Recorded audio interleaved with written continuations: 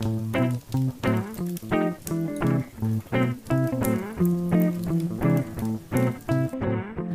back after a long break to Off the Shelf, Book Talk with Book Lovers. And we are so happy to be back after taking a bit of a break for our COVID restrictions and all of that. So I'm Elizabeth Nelson here with Kay Johnson. And what did you read in this last year and a half? However long it's been. Well, I can tell you that I have read a lot. In fact, I am amazed at how many books I've read. Oh, yeah? I've read like 153 weeks straight or something. Wow. I don't know, it popped up on my phone one day. Oh, yeah? And I thought, I sort of patted myself on the back and thought, impressive. Yeah, I was more on and off because we had a baby in November, little Archie. And so after he came, the reading stopped until we got the sleeping figured out. And then, you know, when you're up in the middle of the night and you have to feed a baby, you can read on your phone, which makes the time go a little bit faster. But so I was kind of more of a spurty reader this pandemic quarantine time. I would read a whole bunch, like books all the time, and then there would be a couple of weeks where they would all just sit there and wouldn't really go, nothing would move. Well, you know, it was interesting. In March of 2020, our office closed and we all moved home to work. And so I realized that I only need one room and a bathroom because I pretty much did everything in my office. You know, I read in my office, I worked in my office, I watched TV in my office, looked out the window in my office. And so I read a few real books, but basically read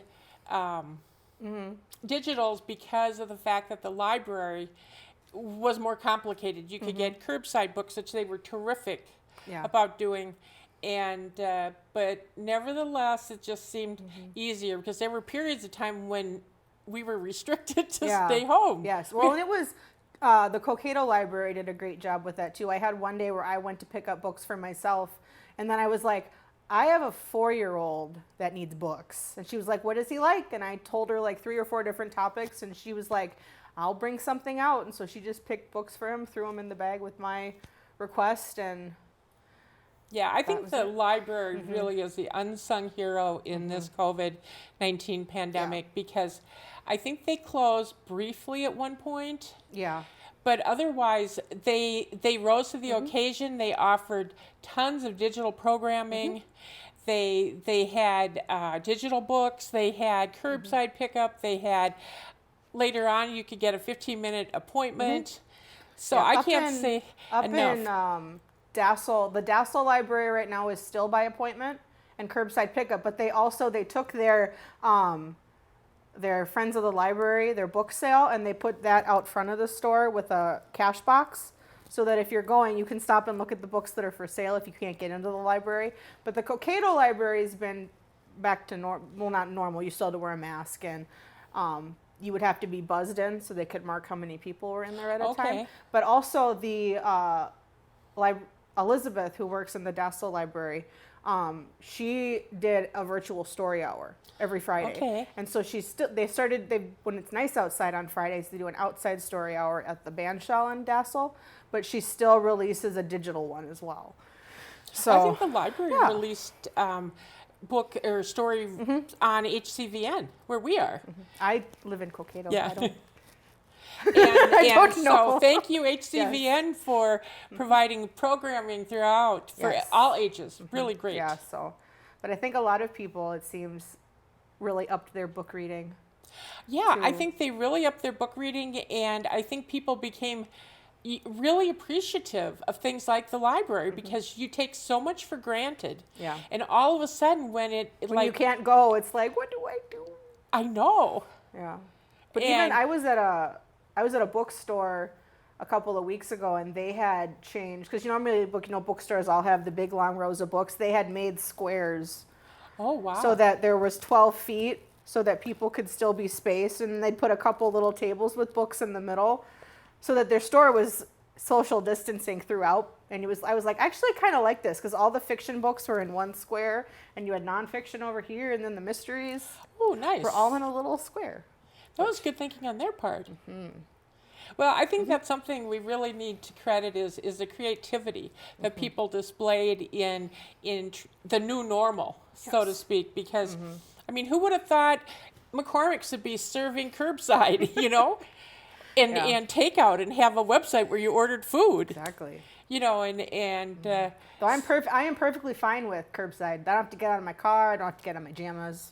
I'm good. I thought curbside was the ticket, boy. I could go get something to eat. I could pick up a book at the library. I mean, it'd even beat almost drive-through. Yes. The library would have had drive-through. That would have been just like the ultimate. The one thing I did notice with the ebooks, though, is that I don't look as closely at the books when I request them as I thought I did, because I had like 5 books on hold, and I thought they were all audiobooks. Nope. Every single one of them was a regular book. So all of a sudden I was like, oh, I listen to them when I work, and I'm like, no, I actually have to read all of these, and they're not ones I'm going to send back and then wait again, because a couple of them I have been waiting for about 5 or 6 months. Like most of them I requested back in February, and I'm just now starting to get all these books. Oh, yeah. No, I totally believe it, because things really backed up because people all of a sudden wanted books. Yeah. And, well, they were home with nothing to do. It was home improvement or books. Well, and everybody, I feel like if you watch TikTok or YouTube, a bunch of people have picked up their book reviews, because I can't go on any social media of any kind without somebody reviewing a book, and then I either have to buy it or put it on a list or request it from the library. So I have still I cleaned out books, and I still have like 5 shelves of books I haven't read yet at home, because I keep having to. I just saw a meme one time where it's buying books and reading books are 2 separate functions. Yeah. But I suppose we should talk about what we actually read. I can do that. You want to start us off? Sure. What are some highlights from your... Well, you know, as I was making this list of books I read, I have discovered that I really had a fixation with English books from 1800 to post World War I, into World War II. And among those, and I was into series too. Yes. So I have the Detective Lavender books by Karen Charlton. They're early 1800s in London. And what's interesting is the police were paid so little that they would loan out the detectives to rich people and other precincts to solve crimes, and then they'd pay them so they could bring more money in, which I thought was interesting. So I really like Detective Lavender, and he's got a sidekick, of course, and so that one was kind of fun. Another one I really liked was Redmond and Hayes Mysteries. Again, there's 6 books in that series by Irina Shapiro, and it's a Constable Hayes who's a detective, and then an American doctor named Jason Redmond. His grandfather was landed gentry in England. Okay. And he was a doctor during the Civil War. And his whole family's dead, and he goes back to settle the estate, plans to settle it and come back. But he somehow likes England, and he ends up staying, marrying a gal, and it ends up being like a police doctor. Okay. And then he teams up with Hayes, and they Okay. solve crimes. What have you been reading? Well, I didn't read as many series as you did. I did read one. I read, actually, there's 3 books so far in it, with a 4th book coming out this coming November. The series is called The Little Shop of Found Things.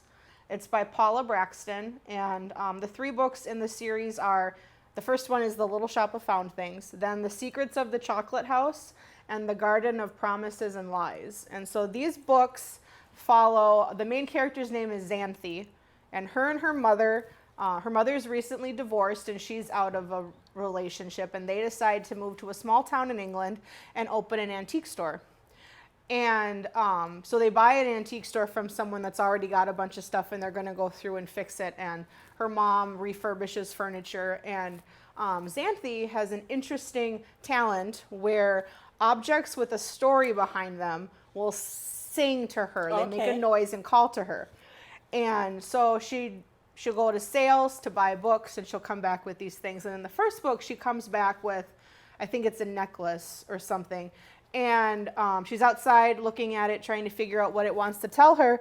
And she steps into this little shed in the back of their shop and is transported back to the time 1600s.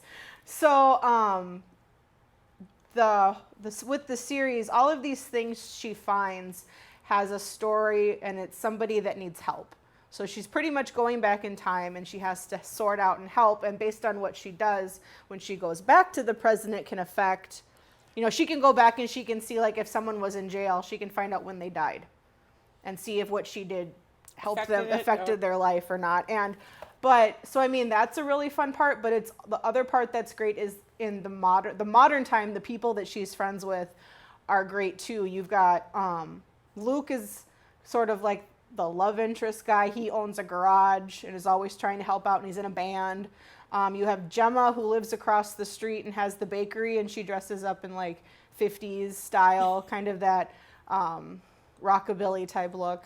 And you have the gentleman that owns the pub down the street and his wife. And so it's all these people that are trying to help her figure out what's happening while she time travels. And so they're just really nice books, and I read through them all really, really quickly. And of course, the second and the third one end, and you're like, no, you didn't just do that. You did not just do that. They did not just end with that. And so I'm really excited. There's another book coming in November. Yes, I'm on countdown. It's pre-ordered already, so it will show up on when I'm ready to read it. But Mom's read these two, and I think I've told you about them, but I haven't passed the books along yet. I've actually seen them and looked at them and kept thinking, why do these sound familiar? Yeah. See, and I actually thought I might have read them. Oh, yeah?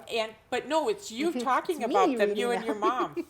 So I will put them on my list. I want to read those. They sound good. That's when you know you come from a reading family where you see books and you can't remember if you've read them or if somebody else has told you about them. So I read those, and then I did a bunch of mystery type books. The one I just finished that I really liked, though, was The Thursday Murder Club. I read that too. By Richard Osman. And this book, it's just a great read. It's about a club that meets on Thursdays and in a senior living community in England, and they get together and try to solve cold cases. And then a real murder happens at the senior living facility, and they decide that they're going to solve it all. But of course, and they're all really smart. One of them's a nurse, one's like secret ops. Yeah, they have interesting backgrounds, which all lend themselves to solving. And it was like every time I just thought I kind of understood what had happened and who had done it, there was another twist. And even at the end, I was like, that's just it? I was surprised at how much I liked it because I listened to the audiobook. Okay. And I really liked the audiobook. In fact, Crow River Winery has a book club that meets the first Tuesday of the month. They did the Thursday. Oh, yeah. I think I remember seeing it there. Yes, and I wanted to go and I forgot it. And afterwards, like a week later or something, I thought, So I would have liked to know what people thought of it because it's getting rave reviews. Yeah. He's going to have a second one. Yes! That makes me so happy. I know. I was just amazed at how much I liked that book. Yeah, I mean, I think I just saw it. I probably saw it online and just... I got it through digital at the library, and it was available. Yeah. It was like one of the few that was, and I just nabbed it and read it. Yeah, I wasn't quite sure. It's one of those amateur detective ones you're never quite sure how they're going to pan out, but it caught me right from the beginning and kept me... I mean, the characters in it, the ones that were likable were really likable. Some of them were kind of scummy. But I mean, even the people that I felt that you weren't supposed to feel sorry for and liked, that had done something wrong, you still felt bad for them and liked them. Yeah, I thought it's an interesting book to me because it's well written without being overwritten. And then, but there's also just enough comedy to pull it through. Yes. The one part that I thought was funny is how, because you go between the club and then you have the police detective and his cohort that are trying to solve the crime, and they're taking phone calls and coming at the beck and call of the murder club. Yes, that's right. So they're like trying to figure it out, but at the same time they're like, well, maybe they'll just call us and they'll tell us something we don't know. Yes, they appreciated their assistance. Yes, so I thought that was great. What else have you read? Let's see. Well, I really liked. There's a series called the Sebastian St. Cyr Mysteries. There's 17 books in that series, and I've read all 17. I was going to say, did you read them all during pandemic? I did in a row. And they start in 1811. Okay. And I'm very well versed on early English history these days. I will come to you with any questions I have. And what I really like are the names of these books, like What Angels Fear, Why Mermaids Sing, What the Devil Knows. Yeah, they are good. Yeah, they're really good. And the author is C.S. Harris. And you really should read them in order because of the continuing characters and the relationships and stuff. But I like those books. Okay. I actually have one. There's a new one that came out that I have not gotten yet. So I hope to read that. Another one that people might enjoy, if you're an Anne Perry fan, she's written the Charlotte and Thomas Pitt series, which is 32 books, and the William Monk series, which is 24 books. Again, 19th century England. But she's now moved on to the next generation. Oh, okay. And Charlotte and Thomas Pitt's son, Daniel, is a lawyer. Okay. He's like in his mid-20s, I think. And she now has a new series with him as protagonist. And there's 4 books in that series. And they are good. I've read them. And I got one through digital at the library, and it was really good. So then I got the rest of them. Oh, good. And so I highly recommend those Anne Perry's Daniel Pitt series, and there's 4 in that series. I wish I'd read more series, but I haven't. Oh my God! Everything on my list appears to be standalones, which I'm kind of I'm just the surprised reverse. about. Everything on my list is. Yeah, I had a few that had been on my list for a while that I read. I finally read Where'd You Go, Bernadette? By Maria I've seen Semple. it. I've never read it. It was really good. The premise is it's all centered around Bernadette is the mother of a little girl that her parents made a deal with her that if she got all A's and passed all of her classes, they would take a trip somewhere. And so the catalyst is the daughter wants to go on a trip to Antarctica. And then at some point, there's a big event that happens and her mother goes missing. And so the story is told between recollections of the daughter and then also emails between Bernadette and other people around to build everything up to find out what happened to her. But I enjoyed it. I wasn't sure it's a movie now, and what's the actress's name? I'm blanking on it. I can't remember her name, but it's a movie now that's come out. I haven't seen the movie yet, but I know that one's now a movie. And then I also read A Monster Calls by Patrick Ness, which is a movie too now.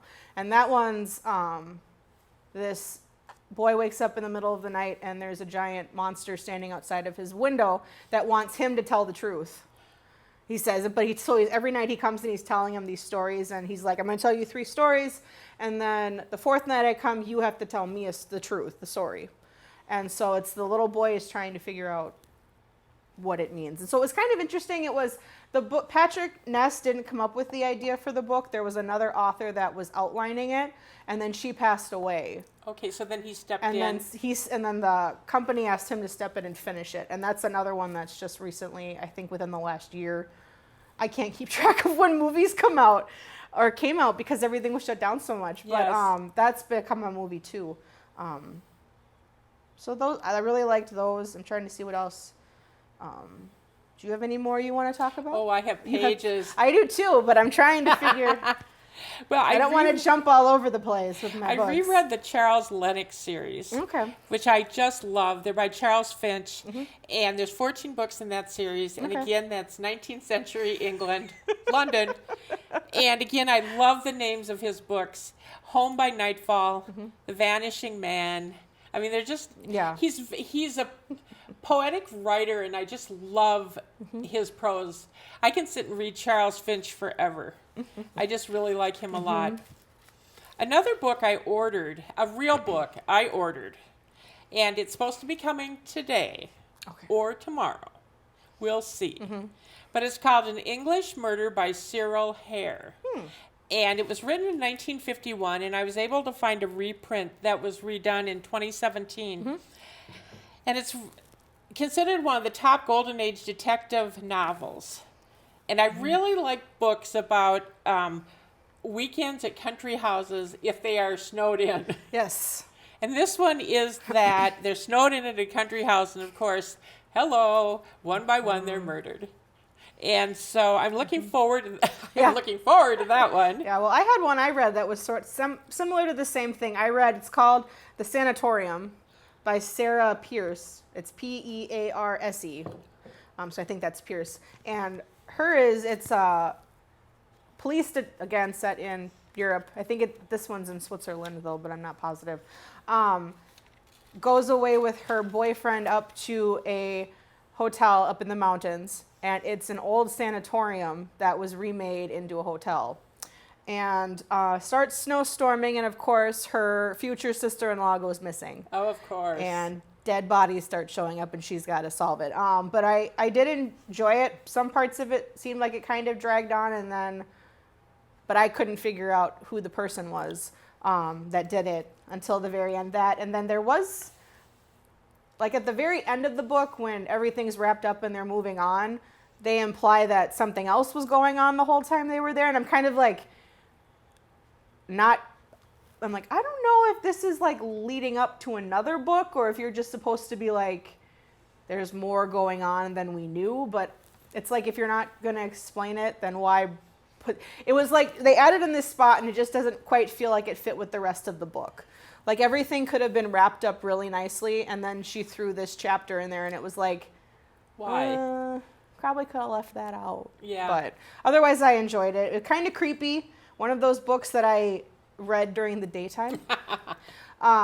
It did have one thing on the cover that annoyed me. This is like one of my book pet peeves. When they say you'll need to read this book with the light on. It's a book. It's white paper with black writing. You gotta read it with the light on anyway. Like I'm not gonna sit in the dark and read a book. So when they tell you have to read it with the light on, it's like, yeah. Tell me something I don't know.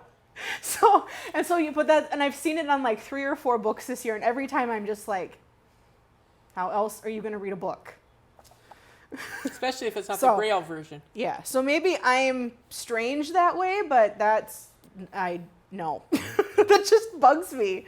I don't have many book pet peeves, but that's one of them. Well, I think rightfully so. Well, one book I read this summer, which I got from the library, and I read as a real book. Mm-hmm. I always go through the hot books of summer because they're usually chick lit and they're light reading, and they're usually either romances of some kind or beach reads. And so I read 2 that were pretty good. One was Malibu Uprising. I've seen that one. I haven't read it, though, by yet. Taylor Jenkins Reid. Yes. And it's about a family. I think there's 4 kids. And their dad is like a Frank Sinatra character. Okay. A singer.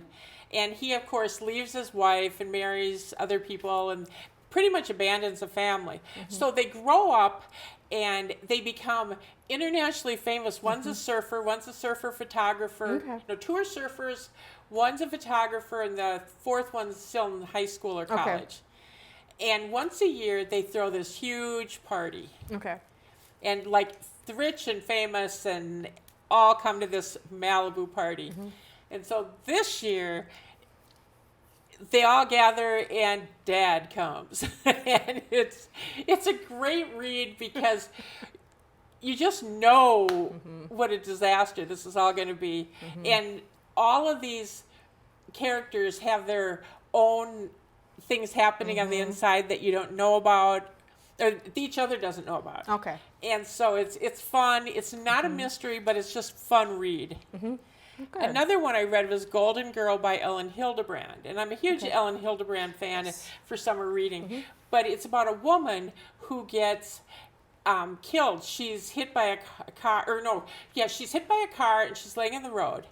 And anyway, because she died so suddenly, she's sort of separated from her body. She goes to heaven, and her escort allows her 3 nudges to influence her life on Earth because it was such a quick departure.